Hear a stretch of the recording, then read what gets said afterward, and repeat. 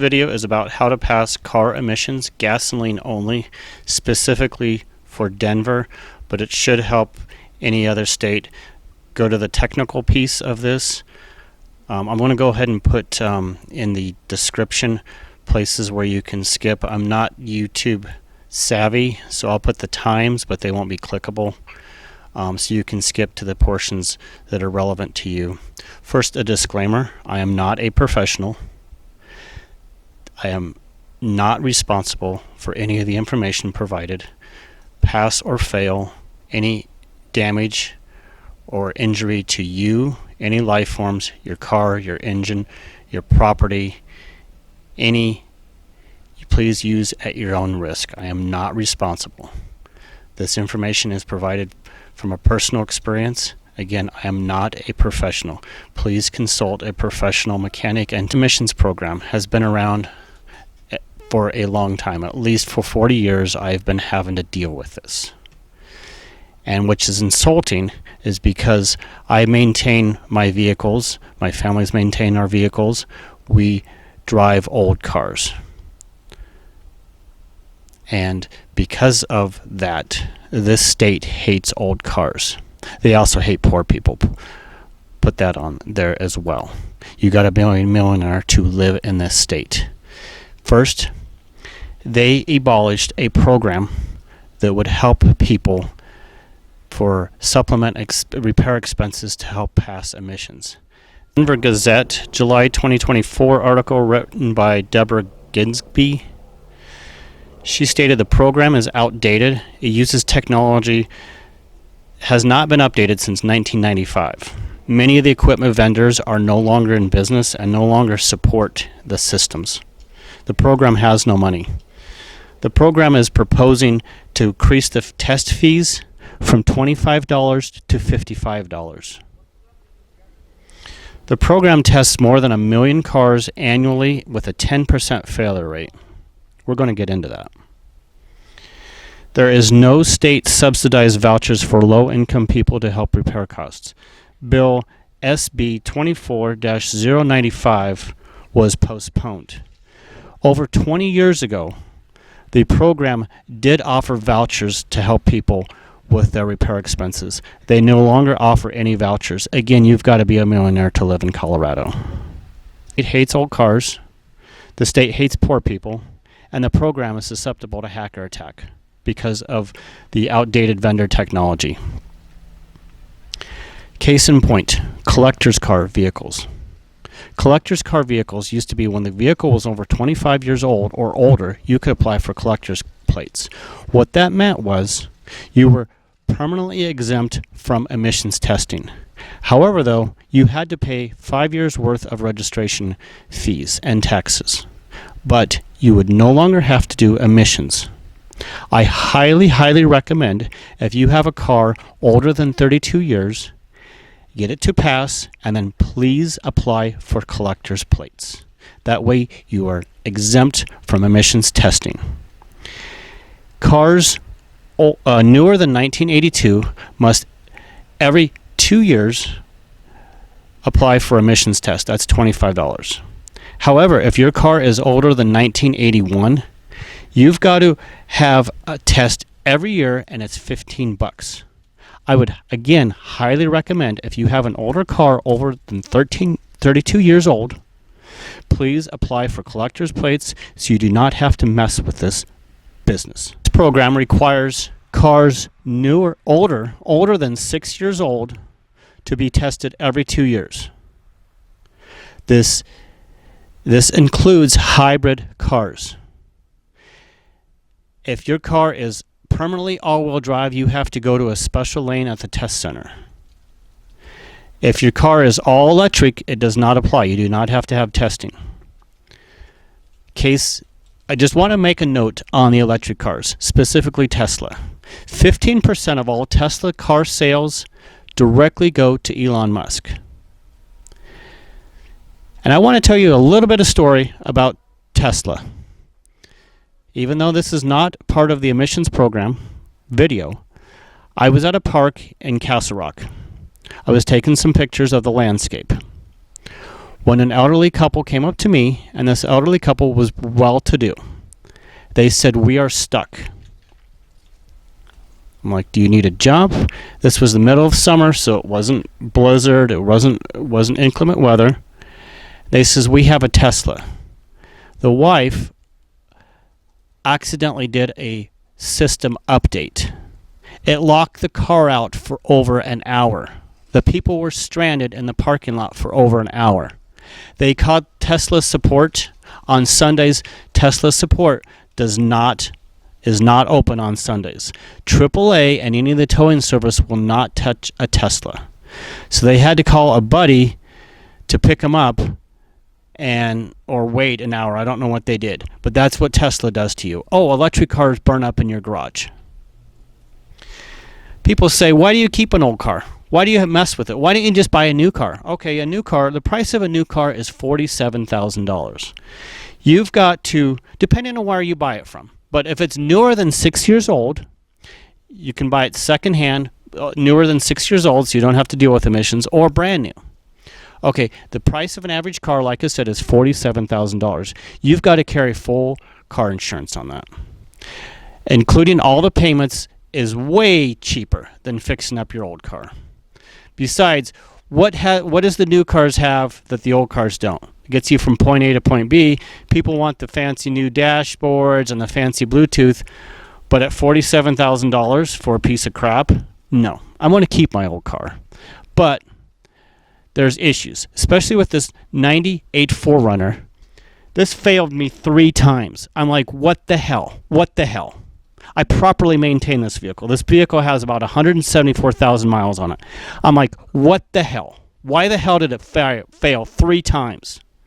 I have a theory that possibly with these Toyota engines and import engines, the tolerance is so tight, any little bit of debris or carbon buildup throws everything off. But let's go into that. Let's go in a little bit more deeper on this emissions program. Earlier, in 2022, they adapted the Air Quality Commissions, adapted all the California vehicle emissions program limits. So now we live in commie California. Thank you. Welcome to California. All the limits, so those cars that barely passed are not passing now. In addition, all emissions components, specifically catalytic converters, must be California CARB compliant. They passed that law. I got burned on that. Let me tell you about this. Pisses me off is we had no voter say on this. This was politically driven. This was not empirical data driven. Let me tell you about that. This was politically driven so they could get additional response, votes, whatever you call it. But we, the drivers, had no say-so in this matter. If anybody wants to put on a ballot measure to abolish the Clean Air program, you definitely have my signature and vote. Because this program is outdated. And mind you, all the cars built in the last 30 years are all computer controlled. There is no adjustments that you can do. The computer monitors everything. The computer will throw a check engine light or a code if there's a sensor bad, but if the vehicle is maintained in any decency, it's going to have clean emissions.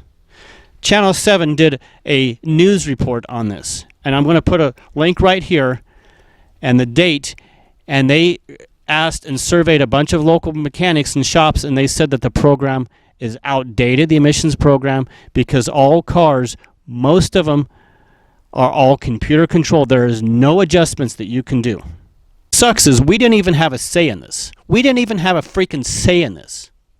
We didn't even get to vote on it.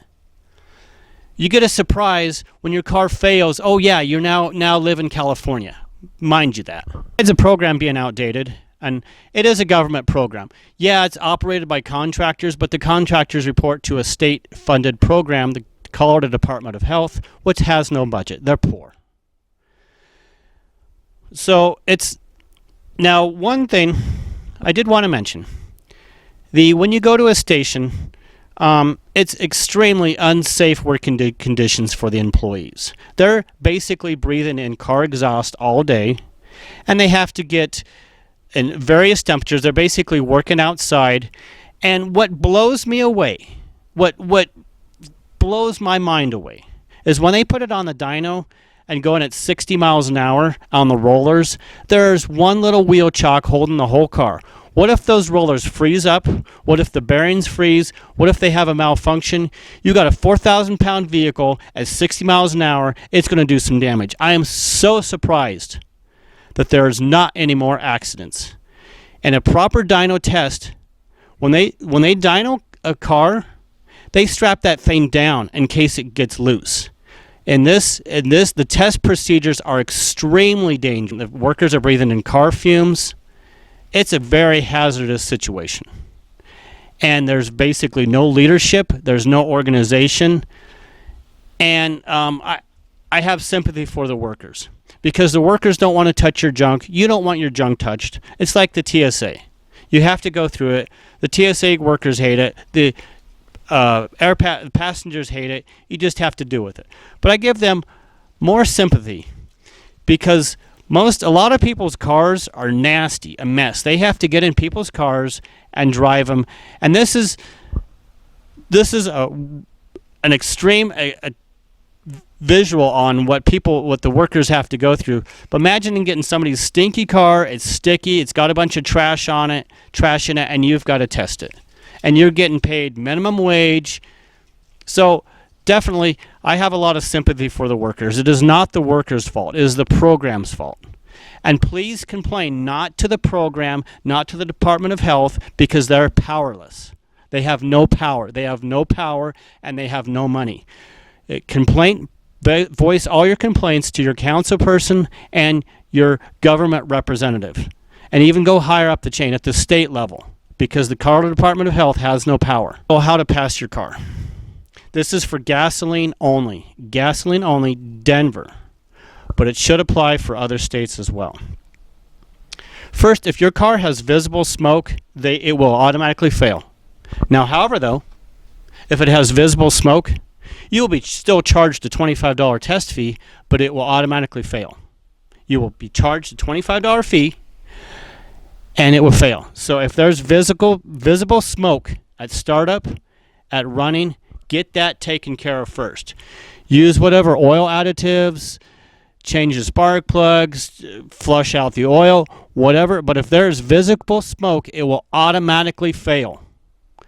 So please look at your tailpipe, and if there's any little bit of smoke, and black smoke at startup means your valve guides are bad.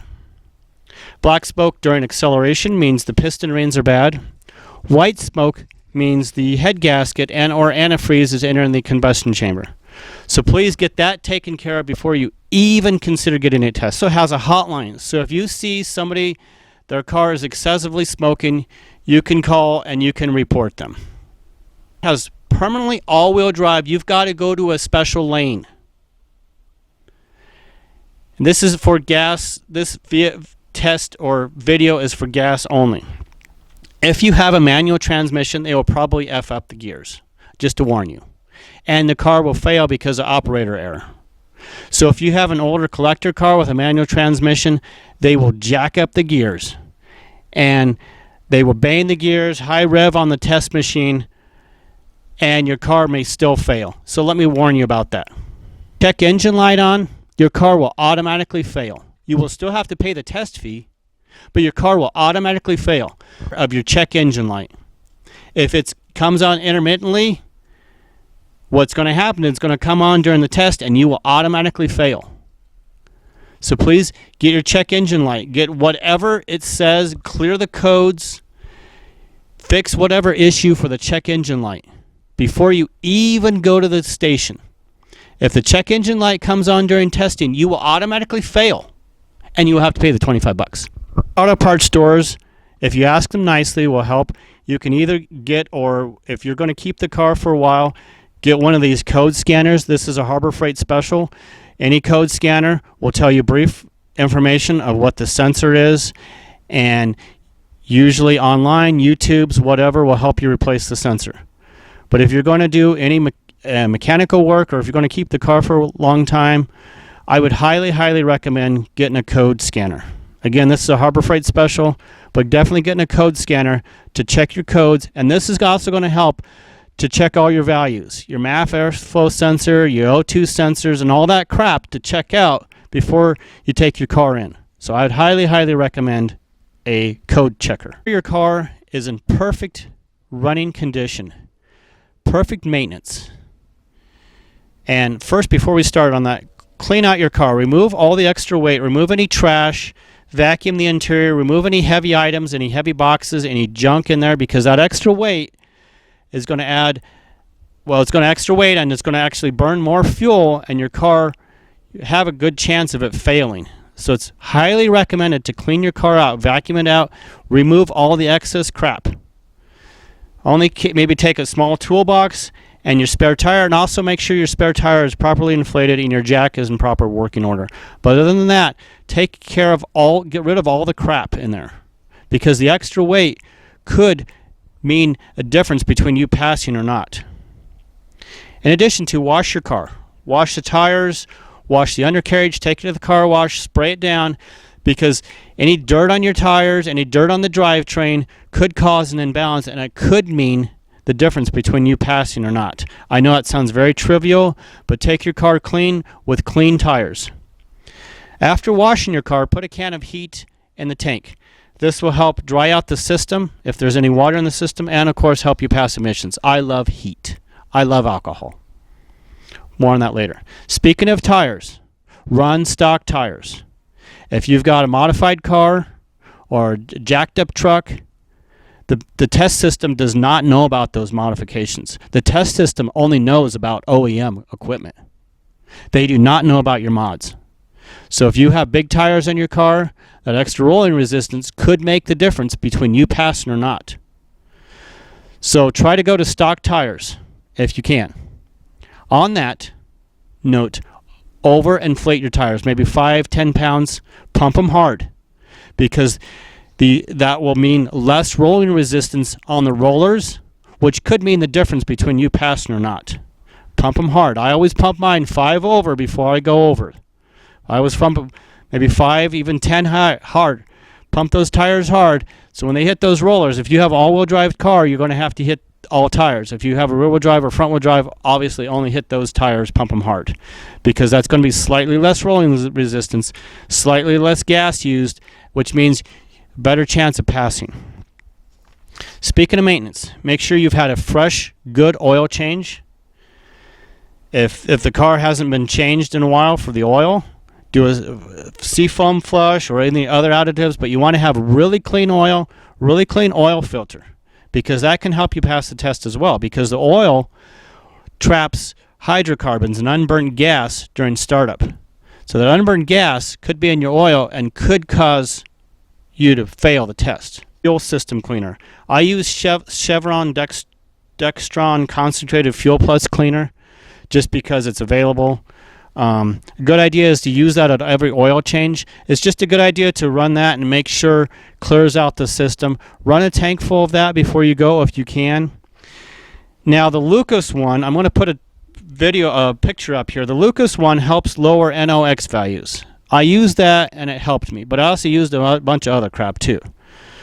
So it's actually personal preference. Obviously I mentioned the Chevron. Picture the Chevron here. Lucas Oil Deep Clean Fuel System Cleaner, 16 ounces. Put a picture up here. The Amsoil Performance Improver. I'm going to put a picture up here. Here's the Amsoil. It's supposed to be a performance improver. I can put a better picture up. I ran a tank full of this as well. It's supposed to clean your system out.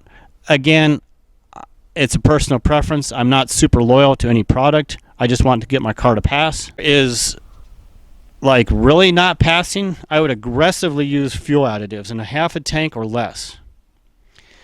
The guaranteed CRC, the guaranteed to pass, has helped me in the past. I've heard good reviews on that. I've only used it once, but I'm going to put a picture up here. The guarantee to pass, but please follow the instructions. I think it requires you to run a full tank of gas through it, but please, and read the instructions and do exactly as they advise. I think you have to buy 2 bottles of that stuff. But I've heard good reviews about that. For more bottles of heat and a half a gallon of tank, I've tried that. If you're unsure about putting a bunch of crap in your tank, then use your own discretion. Again, I am not responsible.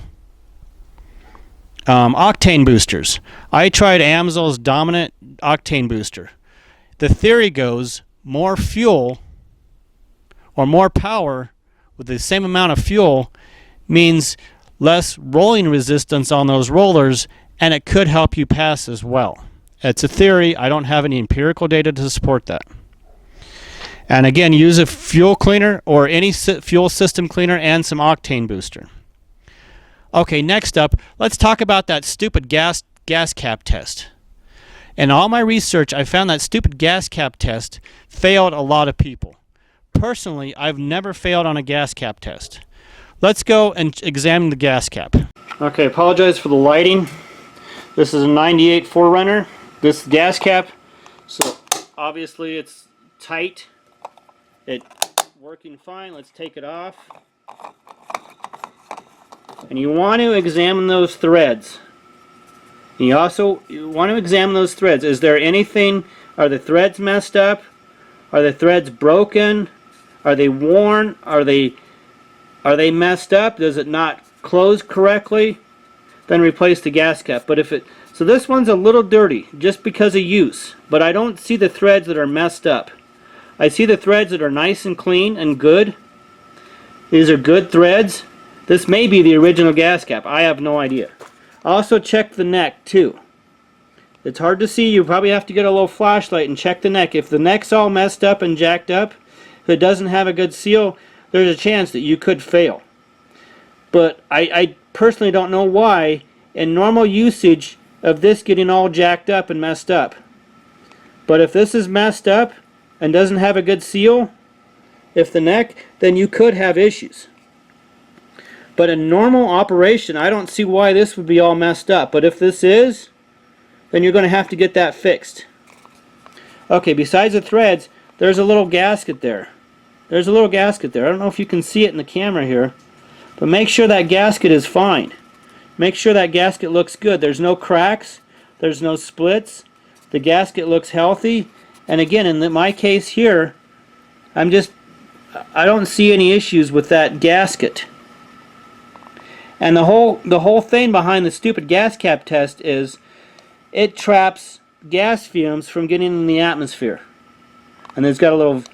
So basically, they put this on a machine to pressure and check your gas cap. I've never had a gas cap fail.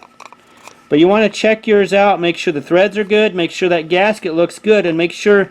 So now we're going to put it back on. And this is the clicky type. If you have the lock type, make sure you have the keys. Okay, it clicked shut. Now we're going to open it up. Now be careful. Sometimes if you open it up and if you hear a psst, if you hear air release, that's actually a good sign because it's holding pressure. But again, you want to check your gas cap, maybe take it on a couple times, take it off a few times. Make sure mine's holds just fine. I don't have any problems. But let's go more deep into that gas cap test because it's a bunch of crap. Because normally, if the gas cap isn't physically damaged and is holding, you should not fail on that. Okay, let's talk about that gas cap test for a second. So this news article, Channel 7 did in I think 2017, the whole issue started with one lady failed the emissions test. I forget what kind of car she drove, but it was kind of a new car because the gas cap. She's like, okay, fine, I'll go to the parts store, $20 or $10, whatever the gas cap costs. She went back, failed the test again. It wasn't because of the gas cap. She failed all the HA, HC, all those values. She failed it. And she's like, what the heck? I thought I just failed with the gas cap. So didn't fail on the gas cap, but failed on the other values. She took it to a professional shop. They looked at it. There's nothing wrong with the car. Everything was perfectly fine. It was perfectly running. All the sensors were good. Everything was fine with it. It was perfectly fine. A professional shop looked at it. They took it to another station and it passed. They did nothing to it. The shop did nothing to it. The lady was out like $300 because you know what happens? You know what happens? Because these tests, these stations, they don't calibrate their instruments, and your values differ from station to station. I'm going to prove that in just a little bit in this video. They do not calibrate their equipment. It is not industry medical grade, and it differs from station to test station, and also from test operator to test operator. All the Google reviews for every single station in the state. And talking about the stupid gas cap. Okay, in Boulder, the Boulder station, yeah, there's a huge bunch of reviews, and I search for the words failed, I search for passed, I search for all the keywords and all the freaking reviews and all the stations. And the Boulder station, a few years ago, was repeatedly failing cars because you know what? Their equipment was bad. Their equipment was faulty. Their tester was bad. They didn't have the tester checked. So they were telling people, oh, you failed on the gas cap test. People would go out and buy a stupid gas cap for $20 because thinking, oh, my gas cap's bad, and they didn't really need it. They went to another station. They were perfectly fine. So it's operator error. Again, going back to the equipment. This test equipment is not properly updated, is not properly maintained, is not properly calibrated, and is not properly calibrated by a third party. All test equipment should be properly calibrated. So it had faulty equipment, faulty test operator error. Put that on. Stupid gas cap test.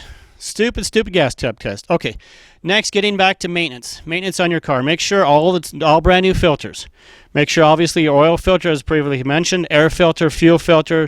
It is always a good idea to have clean filters. Now, caveat.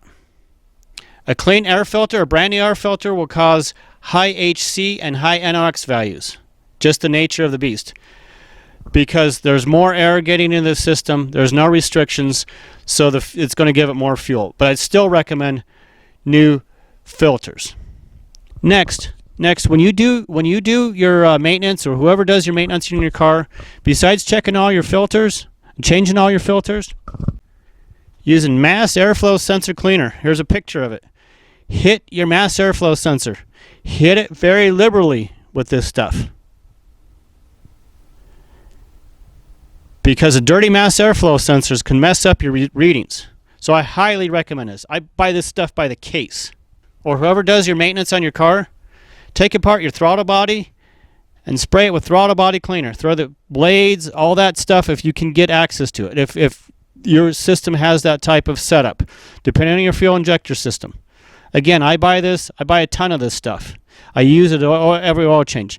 Now, before you start your car will be hard to start because it doesn't like that stuff.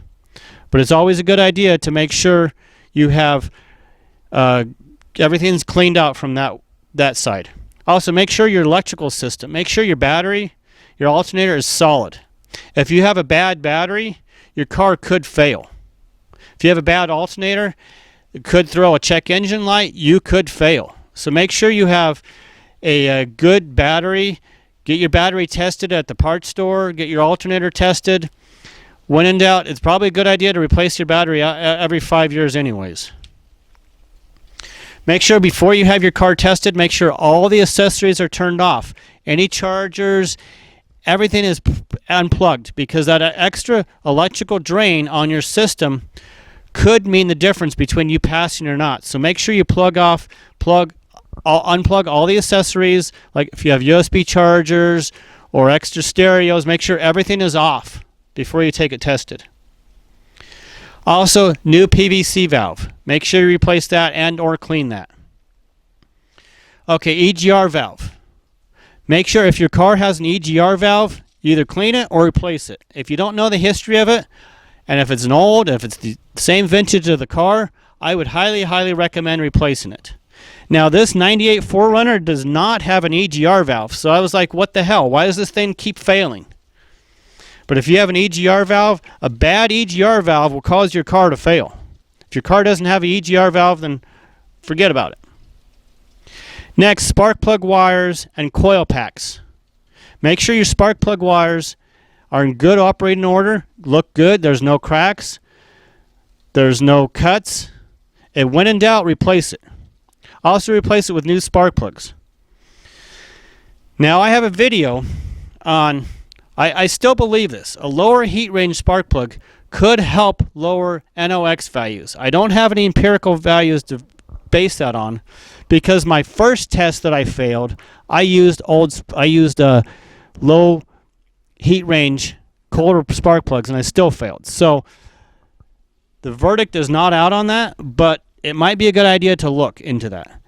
Else, in any case, I would just go to OEM spark plugs, put those in your car, have good plug wires, and that should help you. Also, radiator flush. Make sure you have decent cooling system. Make sure you have a good system. Make sure the car is not overheating, because if your car overheats on the test, it will fail. They will fail. If your car overheats, you have to pay $25 and it will fail. So make sure your cooling system is properly running. Make sure you use the proper coolant for your vehicle. You don't want it bursting and overheating on the test machine. Pressure gauge. I would check your fuel pressure and make sure your fuel system is delivering the proper pressure. Some vehicles have a Schrader valve that you can plug into and check your pressure. This 98 4Runner does not. So the fuel pump on this is unknown. When I bought it, it could slightly be bad. That could be messing with my values. But if you have a fuel pressure test, do a fuel pressure test. And also replace your fuel filter, because if there's any restriction on getting fuel, and if there's less fuel and more air, then your high NOx values. Okay, let's talk about those wonderful O2 sensors. Okay, O2 sensors, oxygen sensors. Most vehicles have two, upstream, downstream. If you do not know the history of the O2 sensor, or if it got a lot of miles on it, if it's like at least over 100,000, maybe 150,000, I would strongly recommend replacing it. Now, they're expensive. They're about $100 a piece, depending on your car, depending on the model, etc. But you usually have an upstream and a downstream. I would highly recommend replacing both if you're failing. But handy dandy scan tool and check to make sure the O2 sensors are given good values at idle and all the speeds. Now, each vehicle is different. For my 4Runner, I checked it and the values were good, but I wanted to eliminate the O2 sensors from the equation, so I replaced them. But they're like $100 a piece. So this was the downstream one. I have it in a bag because I don't want to mess up the sensor. It was pretty new when I checked my records, but I wanted to eliminate that from the equation, because the damn O2 sensors, if these are bad, these will mess up your HC values, hydrocarbons, and your CO values. These, depending on the car, may be a pain in the butt to get off. So I would hit it with some WD-40, the ends first, to make sure that it breaks free, because if they're rusted really well. And then I put a bunch of anti-seize on the threads, so it's easier to get off. But this is the downstream, and I used Nip and Denso stuff, because of this is as close to original equipment. I would highly recommend not cheaping out on O2 sensors, but O2 sensors. That's the number one cause. If you have high HC or high CO, if it's not getting a good value, then your O2 sensors could be bad. I also want to mention all those stupid sensors. Mass airflow, throttle potty, idle air control, all those stupid sensors.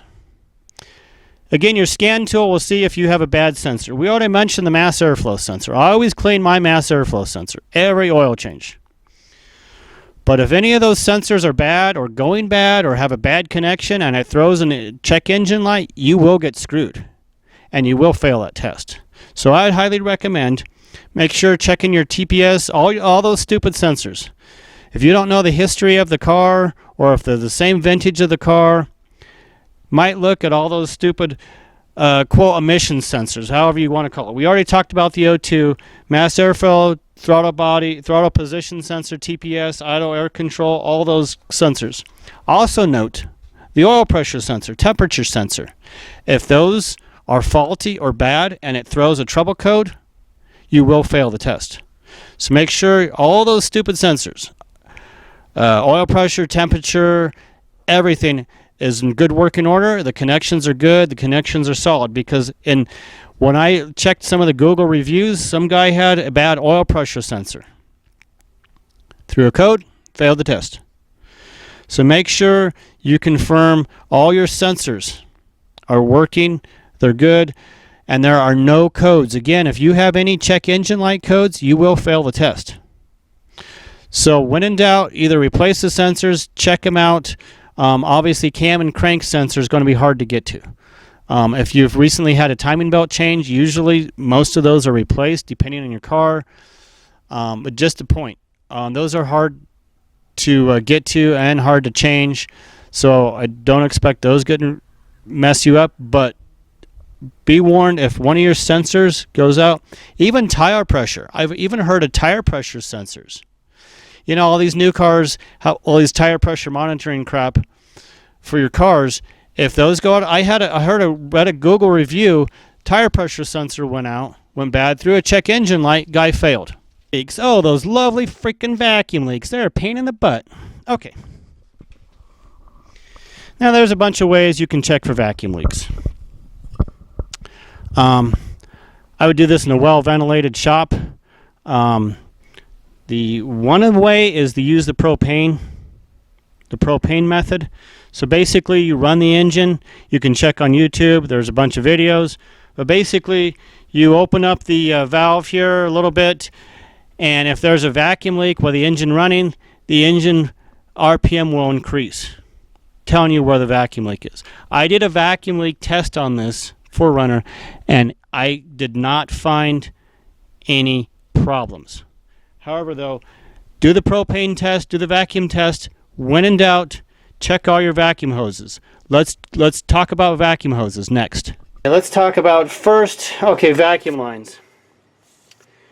If the vacuum lines are the age of the vehicle or over 15 years, I would highly recommend you replacing them.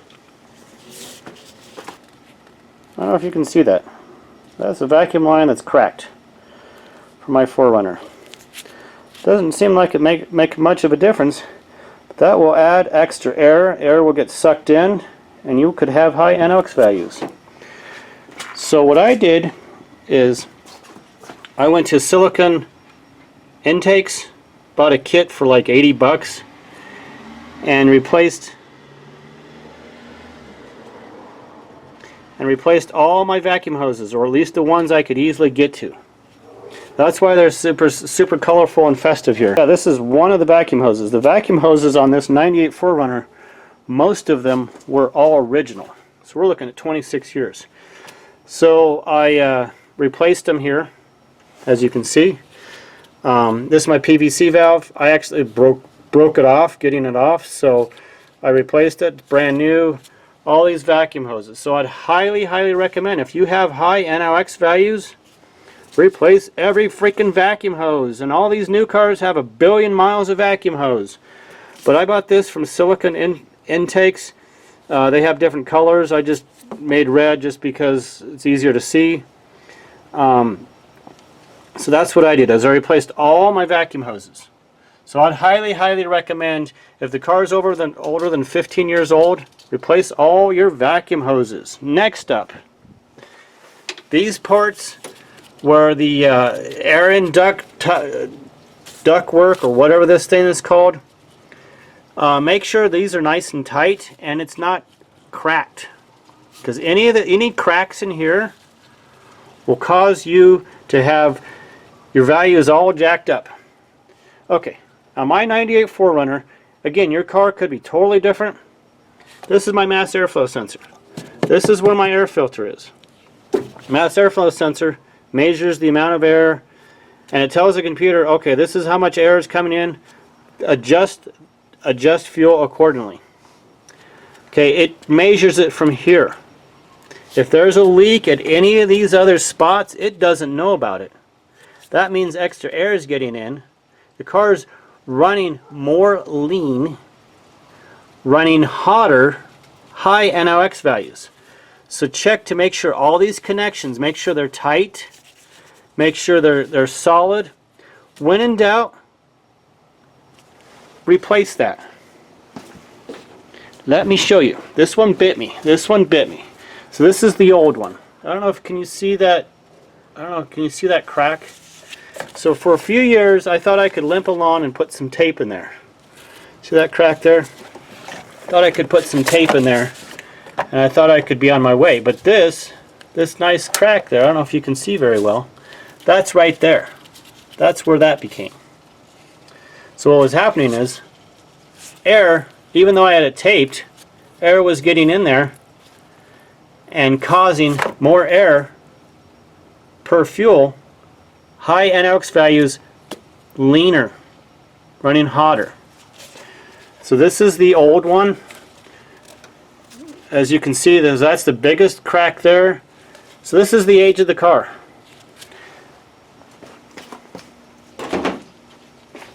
Now this particular one, it's new. It's a Chinese knockoff. I got it from eBay for like 30 bucks, 20 bucks, 30 bucks.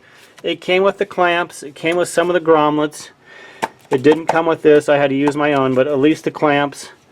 And it's nice and tight. Obviously, it's brand new. I didn't see any leaks. So if you're failing on high NOx values, check all your stupid vacuum lines and check all this air duct. If it's the original car, if it's original age of the car, highly recommend replacing it. This was a Chinese knockoff. It wasn't original equipment. It was like eBay, brand new. You can either find them eBay, Amazon. Check your vehicle. Again, this is for a 98 4Runner. Mine was 30 bucks, Chinese knockoff.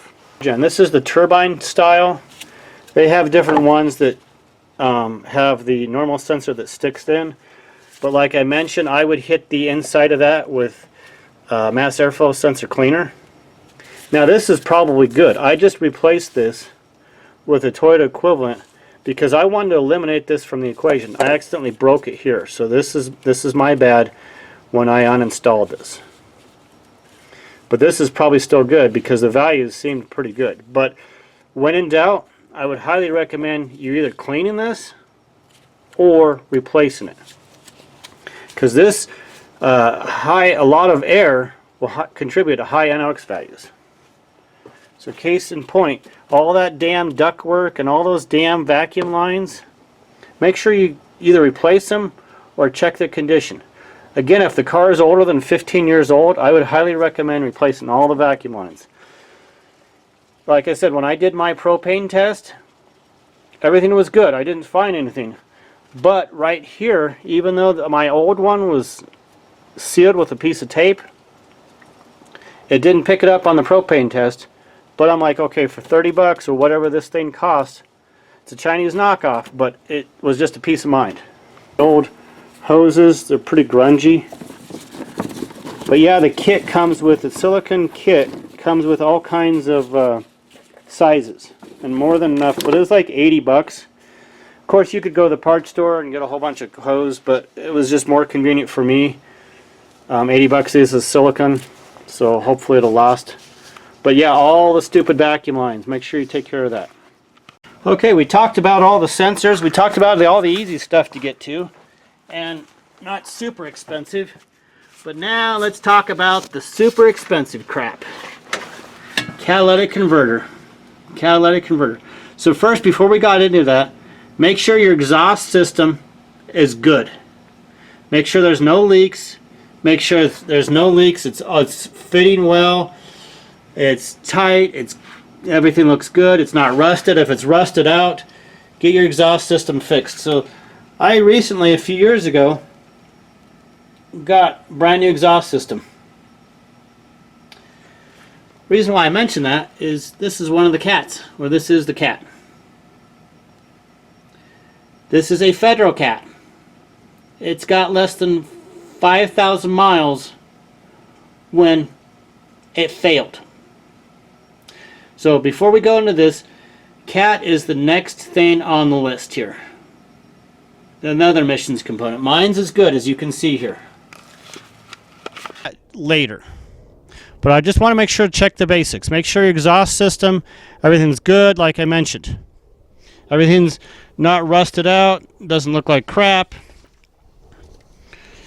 Okay, also check all your fluids. Transmission, power, steering, and all those fluids. Make sure they're all good.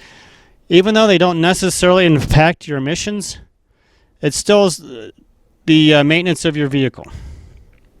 If you're constantly failing, go to another station. Go to another station. Like I said, there's radically different results from each station. Go to a different station because it's also dependent on operator error and the station's equipment and if the equipment's been maintained. So if you're constantly failing, go to another station. In one of the Google reviews, one of the people said they failed. They went around the block. They went to another station. They were perfectly fine. Okay, next up, drive your car on the highway at least 20 miles before you take it to the station. That way it gets your cat nice and hot. 20 miles highway, not stop and go. Highway miles. At least 20 miles. Maybe go up to the mountains. Maybe go to Tiny Town, Idaho Springs. At least 20 miles before you take it to the station so the cat is nice and hot and you're running, you got good high RPMs to get that cat nice and hot. The converter, the cats. Most expensive part of the emission system. If your cat is the age more than 150,000 miles or 100,000 miles, or if there's if it's unknown, then we're going to have to focus on the cat. If you're failing HC, CO, and NOx, that means the cat is bad. Cat's a pain in the butt. It's expensive and it's a pain in the butt. Did I also mention, welcome to California. In Colorado, Colorado adopted all. So your next cat you have to get must be California approved for a Colorado car. Pain in the butt because that's an extra, almost double the amount of a federal cat. Thank you. We all now live in California. Okay, first, let's go to the simple stuff first. Again, I mentioned the CRC guaranteed to pass. I've heard good reviews. I've read good reviews about that stuff, but you got to use it as directed. I think they recommend, or it's directed to make sure you flush a full tank of that stuff, and then a half a tank, but use as directed. There's also CataClean, complete fuel and system engine cleaner, and also mention the Chevron Textron Concentrated Plus, again, to clean out the cats. So you might want to try that first. Bunch of fuel additives. Clean out your cats. There's been a lot of good reviews about the CataClean. So here's a picture of it here. And either Ristylene Cat Complete Cleaner, STP, Ultra Fuel System, Gum Out, Berryman Fuel System Cleaner. Basically anything you can buy off the shelf or Amazon or at the parts store, but use as directed. It may require a couple full tanks to run. It depends on the product. Okay, there's a couple other options. Besides the fuel additives for your cat, you could remove the cat and clean it via YouTube method. I don't personally recommend that. There's a lot of YouTubes of how to pull it and clean it, but if you're going to go through the trouble of pulling your cat and you're going to clean it, just replace it. Okay. Replace it first with an OEM, original equipment, dealership. However, the dealership does not stock older parts, and it's been my experience, dealerships, anytime I've called the parts department, it's been the rudest person in the world to talk to, and it's a complete waste of time. So if you do go through a dealership, I would go through the online version, find an online dealership in another state or whatever, and order the parts online instead of dealing with your own dealership service parts department, because they're the rudest people I've ever called. And again, I've been working on cars for quite a while, so forget the dealership, buy online. Okay, next option, replace the cat with a federal cat. In my case here, a federal cat, I think Rock Auto. I'm going to put some pictures up here. Federal cat, It's $274. Now, $274, but that's illegal. I can't put a federal cat on my Colorado car. I have to put a California cat on there. What the hell? A commie compliant California cat for my vehicle, this is a 98 4Runner V6, $770. So if I wanted to go that route and pay $770, put a California cat. But mind you, mine's is 5,000, less than 5,000 miles. So what the hell? I don't necessarily recommend this, but do as you please. Now you cannot buy a federal cat in Colorado. You cannot buy it. The parts store won't have it. And if you try online and you put a Colorado address, it'll say, nah. No, you now live in California. You now live in New York. You can't buy you can't buy a federal cat in Colorado. Do what all the gun nuts do. Go to Wyoming, buy the cat there, have it shipped to store, buy a federal cat there, and run up there. Depends on how much gas you're going to cost to get up there, but that's what all the gun nuts do. Okay. Last is, if you really want to mess with if you really want to be done with this, get a California carb cat. Make sure you get one with a 5-year warranty. And I don't know if that 5-year warranty guarantees performance of that cat up to 5 years or 50,000 miles.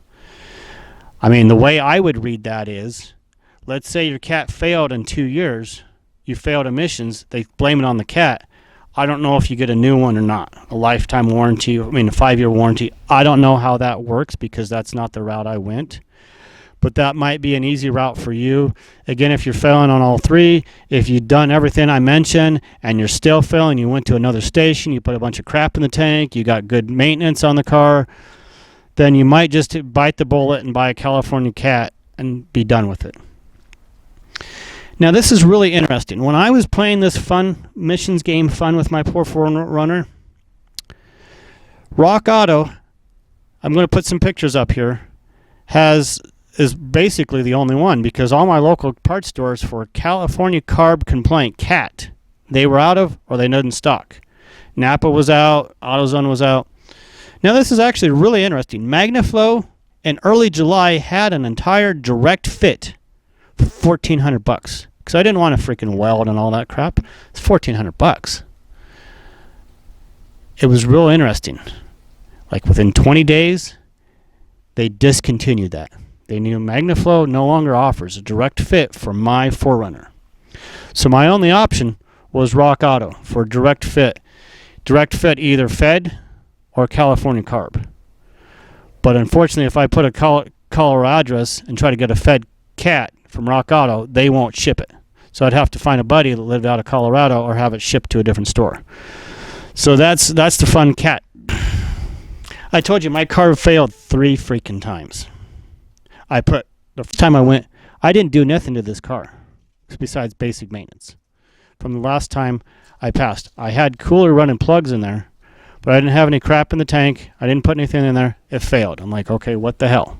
Failed high NOx values. I'm like, what the hell? Okay, next, I put a bunch of heat in the tank, 16 bottles of heat. And then I replaced the plugs. I replaced some simple stuff. I replaced the plugs. I replaced the air filters. It failed a second time.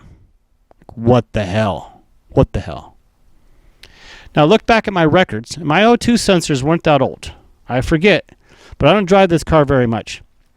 So okay, let's replace both up and down sensors. Let's see where we're sitting at. Replace both O2 sensors. Failed again. What the hell? Now, spoiler, this is before I did the vacuum test and all that vacuum stuff I mentioned before. So I failed 3 times.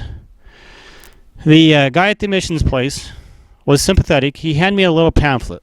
I don't know where the pamphlet is. If I can find a picture, I'll put it up here. Now, let me mention, none of these station testers are allowed to give, they do not give advice. They are not allowed to give or work on cars. They just test them. This guy was very sympathetic at the Sheridan station. Really cool guy, very sympathetic. He gave me a little pamphlet. He says, if you're failing on all three, usually the cat. But again, he could not give any advice. So this little pamphlet had basically it had a bunch of stations, repair stations you could take your car to get them to work on your car to get it to pass. They also offer free testing at a emissions technical center. So this is the expert training center. They offer a free diagnosis to check your car out. So basically, I made an appointment. Now first, the receptionist was very cool, polite, very nice and sweet. I told her all the information. I said my car failed 3 times. I gave her the VIN, gave her everything. I made an appointment. So she was really nice. I made an appointment at the one that's on 2nd and Federal. It's an industrial area. They said once I get there that I have to call a number because to let me in the gate. I got there a little early for my appointment just in case there was any paperwork to fill out or anything. So I get there early. I had a huge stack of maintenance papers. Huge stack of maintenance papers. I'm surrounded by like 3 or 4 instructors, I guess. They were in coverall shirts or whatever. And they said, leave the car running. Wait inside. Okay. And I told the guy, I says, don't you want to see what I did to the car? Don't you want to see everything I've did to it? He says, a lot of good that did. It still failed. I'm like, what the hell? What kind of attitude is that? So I waited in their little lobby. And mind you, I was pissed off. I'm like, what the hell? What the hell? I wasn't optimistic they're going to find my problem. But benefit of the doubt, it's a free test. It's a free test. I waited in their lobby. They had the car maybe 15, 20 minutes. A nice guy, greeted me in the lobby. So let me hold on that thought. For over 30 years ago, I was going to be a mechanic. And I found there's 2 types of shop instructors. There's the really nice ones. They're passionate. And then there's the real a-holes. The real a-holes that got a chip on their shoulder because they know everything and they got a chip on their shoulder. The guy that took my car was one of those. He had a chip, bad attitude. However, I got the nice guy to meet me in the lobby. I got a real nice guy. It may have bad cop, good cop. I have no idea. But I got a real nice guy. He was super sympathetic. He gave me a print off, and he says, how old is the cats? And I says, it's less than a few years old. It's less than 5,000 miles. He says, yeah, that's a federal cat. You need a California cat. So he gave me a nice print off, and basically it says in the bottom, California, you need a California cat. He was the nice one.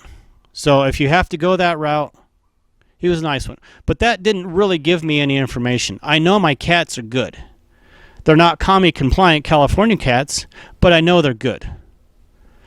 So I'm like, what the hell? What the hell? What can I do to this car to make it to pass? I dumped a bunch of fuel crap in there. Good maintenance. It's got 174,000. I take really good care of it.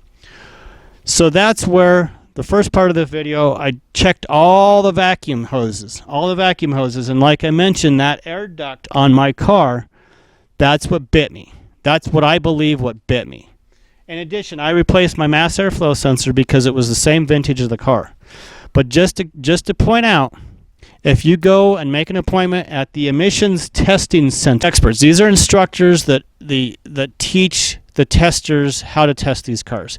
These are the experts that are supposed to know everything about cars, everything to pass emissions. They said, I need a California carb compliant, which is a bunch of bullcrap. Because after I replaced all the vacuum hoses, after I replaced the spark plugs, mass airflow sensor, which probably didn't need it, O2 sensor, which probably didn't need it, but basically I firmly believe it was the vacuum and the housing cracked that caused me to fail. After I did all the basic maintenance, I drove it on the highway, put some crap in the tank, put some octane booster and all that crap, drove it 20 miles, Drove at 20 miles on the highway. Perfectly fine. It passed just fine. Now, I also want to note, here's my results from the first pass attempt. What I did is, I wanted to get my stickers, plates, and all that, so then I used that pass. But then I waited. After I got my plates, I took it to another station. So we had about 150 miles, maybe a full tank of gas, and maybe 30 days between. That's the only difference. And here's the different numbers. I was really tempted to take it the same day, but I didn't want to mess up my readings. I wanted to get a passing score. So here's the readings. Now, mind you, it's about 150 miles because I took it up to Boulder for a few times to meet some friends, and about a full tank of gas. But I did not do anything else maintenance-wise besides about a full tank of gas, maybe 150 miles, and maybe 30, 45 days between the two. I just wanted to make sure I get my plates and stickers before I took a gamble. Fed cat really didn't make a difference. I highly disagree that a California cab card cat is going to help lower my emissions readings. It may help a little bit, but I'm not super convinced that it's drastically going to help my numbers. So that's why I didn't go that route. I'm going to say screw that. I'm going to do basic maintenance on my car, check vacuum leaks, stick all the maintenance, maybe put some crap in the tank, and I went to a different state. Your testing is depending on operator error, the equipment, like I mentioned, that's 30 years old. Okay, I also previously mentioned if you have a manual transmission, they're going to jack up the gears. They're going to jack it up. They're going to high rev your car. It may fail just because of operator error. What I did notice, because I've done many of these fun tests, what I did notice is you're not allowed to take pictures. So these pictures are all from Google reviews, all public domain. If you do notice when your car is being tested, or when a car is being tested, there's a little monitor on the side of the wall, and it's basically a green red arrow. It shows basic information. If the car is ready to be tested, obviously the make of the car, and basically it's a graph. It's a time graph, and then there's a little arrow. And basically it's, I forget, but it's a 2-speed test. I think 25 miles an hour and 60 miles an hour. But let's focus on the 60 mile per hour one, because the 60 mile per hour one, again, you're going to use more gas, and that's to me the most important, but it's a 2-speed test. Anyways, okay, the 60 miles per hour, you're going to see a graph, and this is all operator error to hold the car at 60 miles an hour on these rollers without that car fastened down, which could break free like a wild pony and kill somebody. That's super safe. But anyways, let's talk about that 60 mile per hour test. You're going to notice a little arrow here. Now this little arrow pictures, because you can't take pictures, oh no, it's super secret. These are all from Google. But there's a little arrow. And basically, if the arrow is green, that means they're right on at 60 miles an hour. If it's yellow, that means they're under. If it's red, that means they're over. I do not know what the threshold is. If 60s to 62 to 63 and over 64 breaks out of the bracket, or I do not know what the plus or minus tolerances are. This makes a difference. Because if you have a tester that's heavy-footed and that runs hotter, like if you see more chances that dipping in the red, case in point, this happened on this car. One of the testers was heavy-footed because I had a little bit of octane booster in there, so this car run a little peppier, a little more responsive. So you had to really gently on that throttle to hold it at 60. Maybe it's an extra 5 horsepower. I don't know what the octane booster really did. But I noticed this tester as a young man, and he was heavy-footed. So he was busting out. He was hitting the red. So that means he was over 60 miles an hour. He busted so many times out of that test, it aborted the test, and it says, had to reset the machine because he ran the test faster. He ran my car faster on that test. So they had to reset the machine. So again, I don't know if where that threshold is breaks it over 60, but it can't be exactly 60 because it's all based on human error and the mechanics of your specific car. But he busted out of my test. He busted out of it. He was red. He was running red. That arrow was red. So that means it was running too fast for the test. So they reset the machine. Had to wait an extra 10 minutes or 15 minutes. They reset because I could see on the monitor. Okay, they had a young lady redo the test. She was a lot more gentle and she was more consistent on the green. Basically, you would like to get somebody that dips more in the yellow. Obviously, green's preferred, and they try to test everybody green on this little arrow because that means you're dead on at 60 plus or minus whatever their values are. But it would be really nice to get somebody that would run a little slower because that means less fuel, and your car's less fuel, so that's a better chance of it testing. But operator error. So, like I mentioned, the octane booster, all the additives. Like I mentioned, they ran too fast, so I had to abort the test. They do not like you going back-to-back on tests because I had another car that I did the test on, and it passed, and I did a back-to-back test at another station, and they do not like that. You still have to pay for your test, but they do not like that. So I wanted to mention that. Oh, when you go, cars, even though this is first come, first serve, cars with expired tags have higher priority or expire within the month. Those go first, even regardless of first come, first serve. Because I took my 4Runner and my plates weren't expired for another month. And they waited and waited, and I watched other people go ahead of me, even though I was ahead in line. If you've got expired plates, they will take those with expired plates first, and it's not first come, first serve, just to warn you on that. Also note, when you take your car, I would highly, highly recommend, like for example, my plates expire in September. I did my emissions fund because I knew this car has a history of not passing. I did my testing in June because I knew all this little fun that I had to go through. But I would highly recommend 40 to 50 days out because if you have to do any remediation, I don't want you to be stressed out having your plates expire, be stressed out finding a repair shop or parts or whatever, however it means to get your car fixed.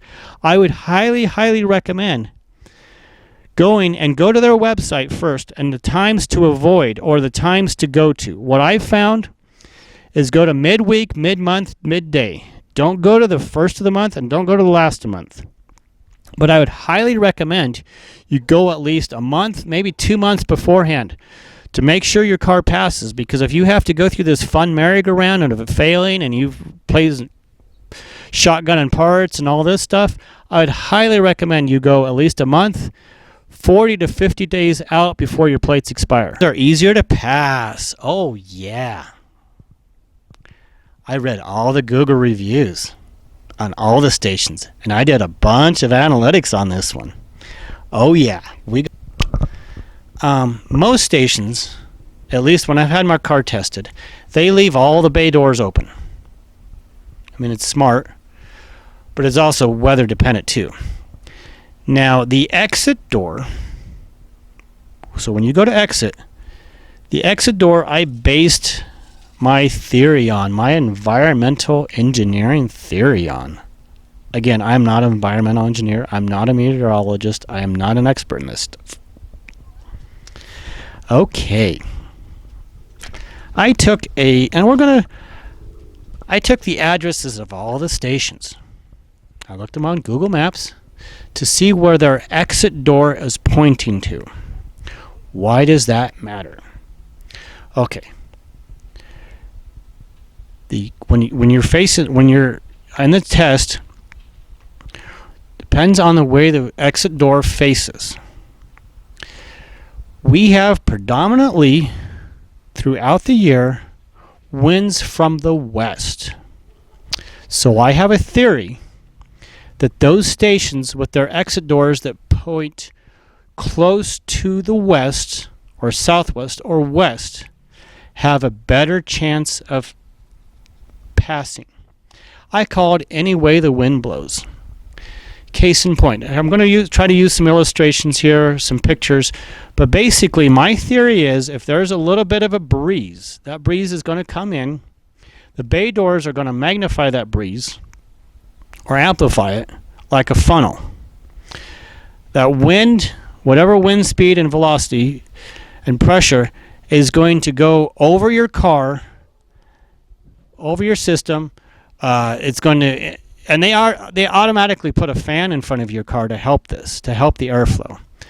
But why is this important? Because it dilutes the atmospheric, the parts per million in the air. Why is this important? Okay, you have a nice breeze coming through the shop. That's going to give your car more air, more power, but primarily this little picture of the exhaust adapters. Some are shaped like a funnel. I don't know how tight they fit, but it could be a possibility extra atmospheric air could enter their testing tube hose and dilute the readings. So we did some analysis on this. And I determined, and I have a whole table, and I will put a screenshot to the table here. I will put what degrees the exit faces and the nearest obstacle, because you want a good breeze, you want a good wind, a nice strong wind that is not going to have any obstacles blocking entering that test station to dilute the readings. So again, doing Google Maps, I found which direction the exit faces and the nearest obstacle case, like a fence, a building, or a landmark. If you have almost no obstacles, or at the most at least 120 feet from a obstacle, gives the air less restriction. Or basically, if there's a fence blocking the exit, it's going to block the wind. So my theory may not hold true. But looking at specifically the Boulder one, the nearest obstacle is about 66 feet. It faces west. This is the Broomfield one. So I focused on that. I also looked at all the Google reviews, and that seemed to be like a good station to go to base that theory on. I also did, so I checked all the stations, which their exit door faced, what degrees it faced, and the nearest obstacle. So it could help you in your favor. You check, and I also checked, I checked the nearest, and I'm going to there's a screenshot of this. I'm also going to put a description in here. But I based the nearest weather station to the nearest emissions testing station. Why does that matter? So I looked up. There's a free website, and I'm going to put the screenshot, but there's a free website, and I put the link in the window. But basically, it's a website that pilots use and air traffic controllers use to test the weather. So like there are different weather stations, and I mapped the weather stations closest to the emissions test.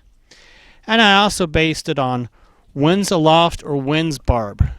Basically what direction the wind is blowing, and if it's blowing from the east, to blowing inside that station to dilute your readings. So I did some analysis in there. I do not have any empirical data to base this on, but I corroborated my theory on the stations that have the highest likelihood of passing. So that's my theory on any way the wind blows, because atmospheric pressure and wind could dilute the test and help you pass. So that might be something to look into. If it's a nice windy day and you're just off a little bit of numbers, go to a different station and go to these stations that are west-facing exit doors. That might help you.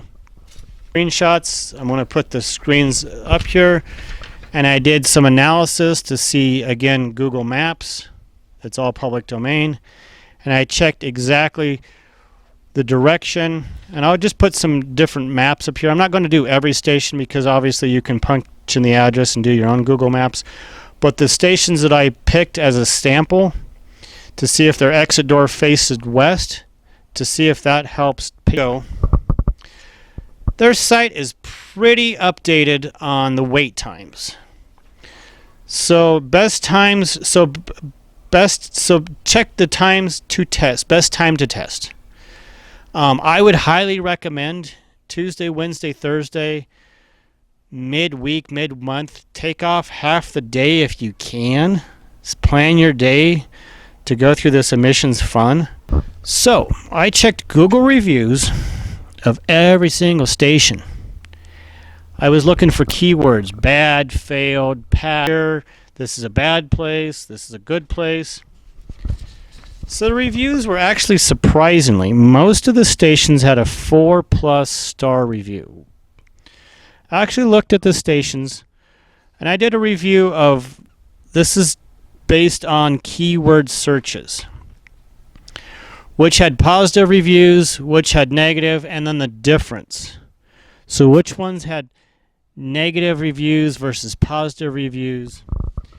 And it was kind of a mixed bag. I didn't really find a whole lot of information of what's, let's say there was a station that was problematic to fail. And what I found was really interesting. Gas caps seemed to be the occurrence, like the had 7 instances of bad gas cap, and this is bad oil pressure sensor. This is where I found that little nugget. So a bad tire pressure sensor, that was another one that failed, and this was at Castle Rock. I had if it was gas cap, if it was oil pressure, if it was check engine light, if it was tire pressure, which of those failed? Most of them, well, I found most of them had at least or more bad gas cap failed tests. The one with the most was Greeley at 5 bad gas caps. Again, operator error, because they don't check their equipment, they don't clean it, they don't diagnose their equipment. So bad gas cap. But what I was also looking for, besides the gas cap, is all the little nuggets that how people failed in their tests. And like I mentioned before, bad oil pressure sensor, check engine light, tire pressure sensor, ODBT, they could not connect it correctly.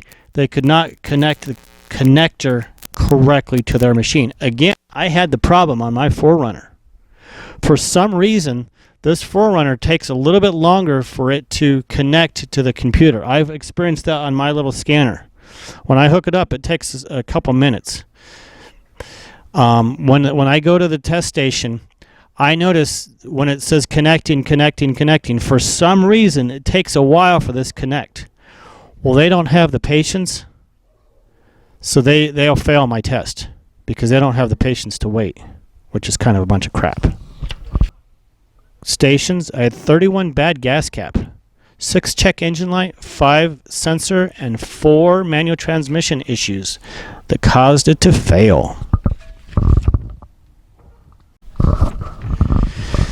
Okay, when you do go, I have experienced line cutters, and like I said, it is not first come, first serve. I was at the little stop sign that says wait for the next available tech. There was only 2 lanes open. The rest were all coned off. There's actually 3 lanes. I'm sorry. There was 2 lanes for all-wheel drive. Again, if your car is all-wheel drive, permanently all-wheel drive, go to the all-wheel drive lane. But mine's is not. Mine's is rear-wheel drive. So they had 3 lanes open. I think this station has an 8 bay or 10 bay. It's a pretty big station, but they didn't have all the doors. They had all the doors open, but they had cones in front of the lanes, and they directed you to the 3 lanes that were open. So I was right next to go inside the shop. I was stopped at where it says waited for available tech. This old lady pulled in front of one of the bay doors with a cone in front of it, thinking, oh, I don't need to wait in line. So the tech motioned her to come over and cut in front of me. And mind you, I was the first one there. I've experienced line cutting. It will piss you off. It is not first come, first serve. They will look at the plates, the cars with the expired plates first, and then those that expire in that same month, they will do those cars first. Because mine didn't expire within a couple months, I came in June. My plates expire in September. I was first come, first, was not first come, first serve. I was the first one at the stop thing where it says wait for next available tech, but they did not take me. They took a bunch of other people, and I was next in line, and I saw cars cut right in front of me. So mind you, you will experience line cutters because there is no organization, there is no management, and basically the workers, they're getting paid minimum wage. And you got to have sympathy for the workers. It is not really the workers' fault. They're just doing their job. Most of them, I've had a chance to talk to a lot of them. They're great people. They actually have a pretty funny sense of humor. One of the guys, as he was helping me out of the car, he says, "Please, sir, wait into our 5-star accommodations." I laughed. He laughed because that was hilarious. But basically, they're good people. They're just trying to do their job. They have to deal with customer cars. And this, again, this picture of a car, this is something I pulled from the internet. It is not necessarily one of the cars I've seen at the station, but they would have to get into cars like that. Cars that are nasty, that smell, that are dirty. People are pigs. People's cars are pigs. So it's the pigsty. So just treat them with respect. Try to be kind. Try to be polite because they get crap from everybody. So again, it is not their fault. They're just trying to do their job. A job's a job. If you have any complaints, I would highly recommend talking to your congressperson and or councilperson because the program has no power. Plugs or bad O2 sensors. Obviously, try the spark plugs first. Oh, I do want to mention, you're allowed one free test. Because I tested this 3 times, I had to pay $50 because that second test, so I failed once. That first test was $25. The second test, if you do it within 10 days, you get a free test. I did it within 10 days, so I got a free test. Now the third test, I had to pay. So I took 3 tests, and it cost me $50. But if you can get everything that second test is free if it's within 10 days. They only give you 10 days to work on your problem, fix your car. So again, I'd highly recommend going at least 50 to 45 days before your plates expire. So if you have to go through the fun of fixing your car and all this little fun game, you have some time instead of having your plates expire and being stressed out and everything. So I'd highly recommend at least 50 days prior. It has traditionally high NOx values. I was racking my brain like, what the hell? This is a well-maintained car. So like I said, the EGR valve, I don't have EGR valve, so that doesn't matter. I ran a tank of Lucas fuel injector cleaner, the one that says lower NOx values, and it seemed to help me pass. But I think that may be just a marketing ploy for the Lucas fuel system cleaner. Put some pictures up here. Almost any fuel system cleaner should work, and I would use fuel system cleaner. I would not use like solvents or rubbing alcohol. I wouldn't use any of that.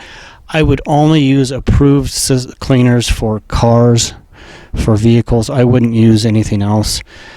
I know other YouTubers say, oh, I pour a gallon of solvent in there. Well, the solvent could eat your fuel system. So I would only recommend using fuel system cleaners that are for cars that you can get off the shelf, like at your parts stores. So again, this is a 98 4Runner 3rd Gen V6. For some reason, I did a lot of research on these 3rd Gens, and they have notoriously high NOx values. I do not know what the hell that's about. This is obviously a 98 4Runner SR5 V6, has about 174 on the clock. I use premium gas all the time. I'm a premium snob. I ran a tank of Lucas fuel deep fuel system cleaner in there before I went to all this fun. I ran about a half a tank of Chevron Textron cleaner, and then I told you about a half a tank with 16 bottles of heat. I love heat. More alcohol the better. And then I mentioned the octane booster, and then the gas additive, replace the spark plugs, cooler plugs, replace the O2 sensors, replace the air filter.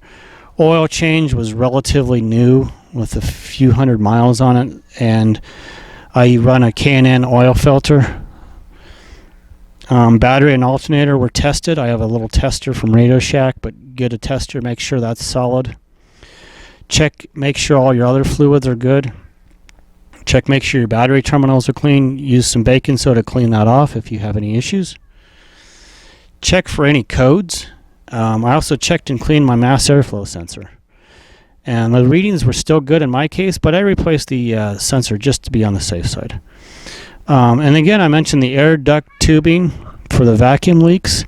Again, like we mentioned several years ago, one of the comments was to check the fuel trim. Okay, I can check the fuel trim, but how the hell do I change that? It's all computer controlled.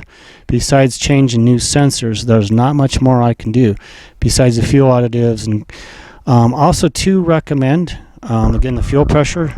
Make sure the fuel pressure, and maybe having the intake system cleaned professionally if your car is running high. All cars are going to be different. This is my experience with this 98 4Runner. And I've been dealing with Denver emissions for over 40 years. My family and friends drive old cars, so we've had to deal with this issue. Anything. I'm not responsible for any of that. So again, hopefully this helps. Rambling on. I know I covered a lot of ground, but basically it comes down to good maintenance of your car. Make sure your sensors are good. Make sure there's no check engine lights. Make sure you got a good oil change, and